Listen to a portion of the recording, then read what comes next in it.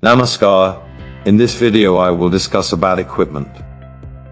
The main piece of biofeedback equipment used was an electrical skin resistance ESR meter, which is more accurate than the more commonly used GSR meter. It measures the value of skin resistance in the palm of the hand, which varies in direct proportion to changes in the autonomic nervous system. The meter shows two scales. One scale is graduated up to 2 ohms. This measurement indicates the basal skin resistance, BSR, which is the actual value of skin resistance at that time.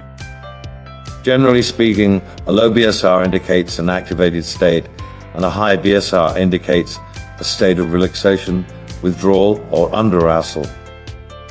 With the other scale, the needle of the meter is set in the center of the scale, from which it can swing to the right or left and measure the percentage change in response to the autonomic nervous system. Its movement to the right indicates arousal, which is mainly associated with activation of the sympathetic nervous system in response to some challenge or stress.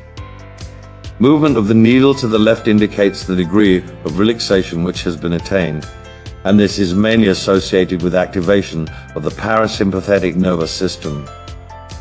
By using these two scales, in conjunction with a number of tests of the subject's ability to respond to a stimulus or to relax, a wide range of conclusions about the degree of control the subject has over his autonomic nervous responses can be drawn.